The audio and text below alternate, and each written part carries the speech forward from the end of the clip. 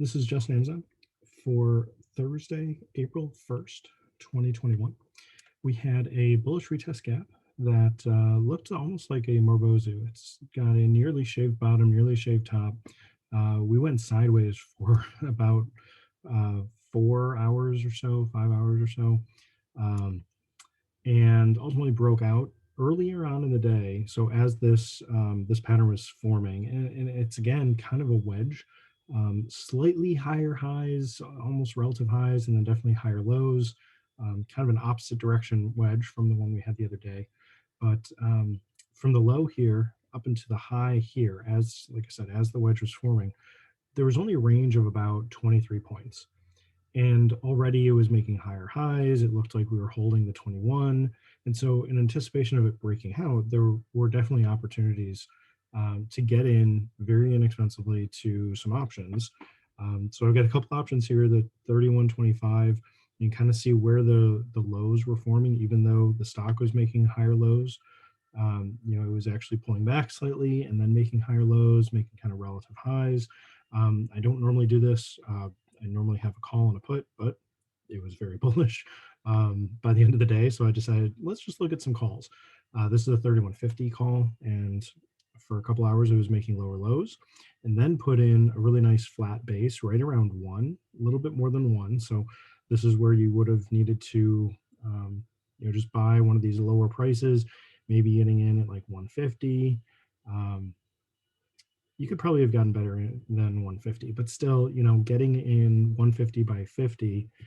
So a limit buy of $1.50, a stop, a protective stop to sell at 0.5, and then a target of, let's see, 150 plus 8 for, well, I guess technically it's a Thursday, even though it's the end of the week. So you could go with 4 hours or you could go with 8 hours, either one.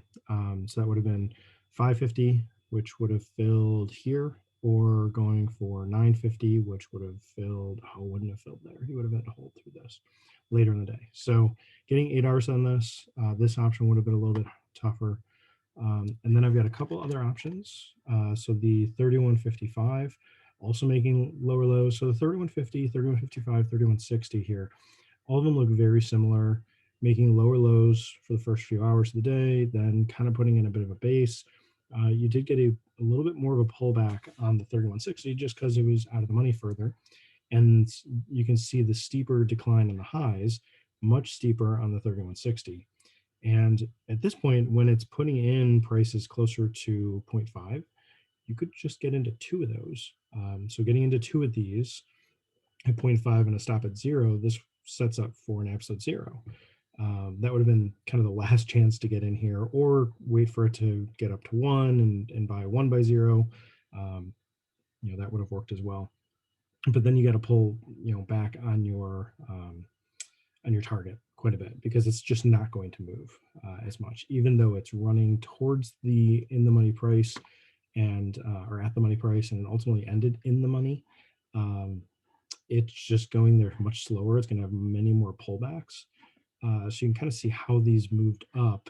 You almost have kind of and I didn't draw it in. You almost have a straight line here on the 31.55, but the 31.60 kind of goes up and then kind of levels off and then jumps up and kind of levels off.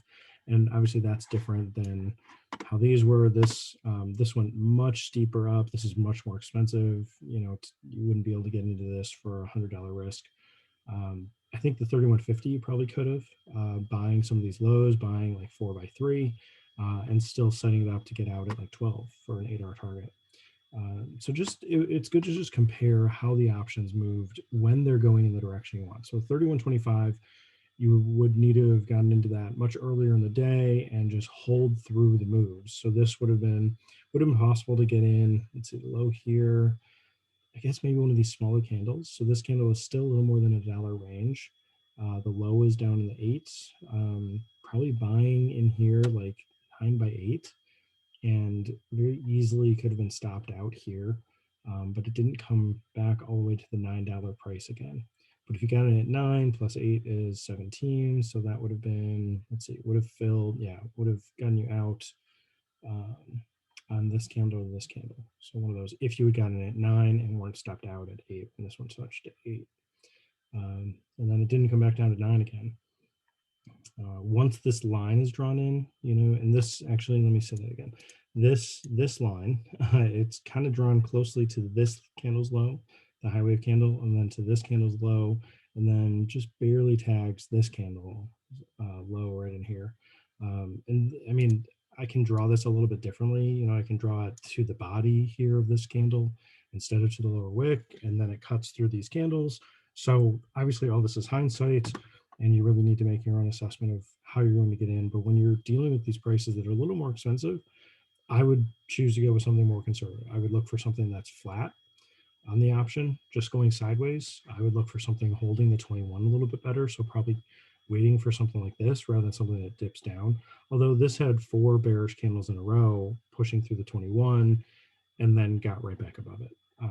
But if you were looking to hold the 21 through here, or even through this, and you have a lower wig, I mean, it's too easy to get stopped out on something like that. You're kind of trying to predict what's going to happen rather than waiting for it to happen and then getting into the option that's appropriate for that kind of a move. I think that's what would have happened here. So if you're seeing, this is holding for so long, now we're holding into the 21, it's starting to break out. Okay, get in on this candle. Like, it's okay to do that. Get in on this candle or the next one. That would have been buying like at 2 and actually would have been getting a better fill here. Both of these candles could have gotten a better fill than just 2. This candle definitely, this one probably would have been filled at 2. The low was 189 if you had the order set up already. But once this candle goes by, yeah, you kind of missed your chance again. And then again with the 3155 or the 3160, it put in some better lows. It would have been much easier to buy through here for $1 and look for a target into some of these earlier highs. So probably looking for a target around 5. So if you buy at 1, get out at 5. That's still 4 hours. That's good for Thursday.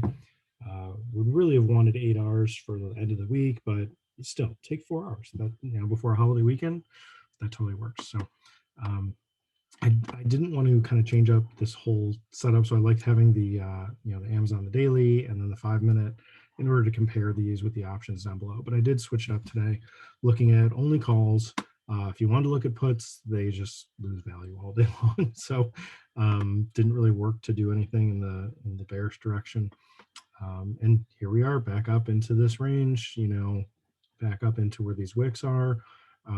We've had selling before. We've had these wicks up here. We've had bearish candles in here. This is kind of the highest close we've had in a while on a bullish day. This is the highest close we've had since this candle, and then that got taken out pretty quickly. So we've been just going sideways through here. It's possible that we do pull back and go sideways back down to like 3,000. Totally possible. But I don't know. Looks like there's some bullishness in here. And if we can get this squeeze to fire long, we could continue up. I would look for a bit of an S curve, maybe a pullback into this level, into maybe this line. I can extend this to the right, something like that. So you can clearly see this is the first time we've closed above this line going back to this candle with a bullish candle. This candle closed above also. Yes, it did. And this one did it? Where's the close? 3146. I guess it did. This is 3142. Okay, barely 3146. This candle barely closed above that line. So, and this line came from something back here, and I can't even remember now what this one was drawn in from. But I think it was looking at the high wave candle here. Yeah, that's what it was. I was looking at the high wave candles here, and again here, trying to see, okay, where's an indecision zone?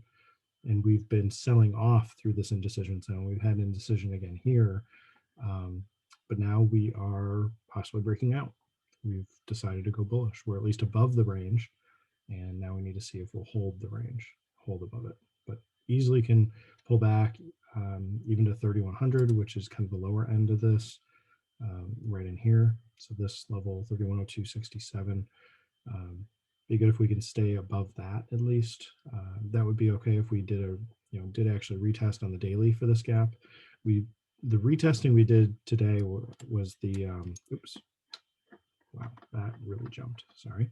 The retesting we did today was actually the sideways, going sideways for like 5 hours um, through here, and then ultimately breaking out. So this is enough of a rest.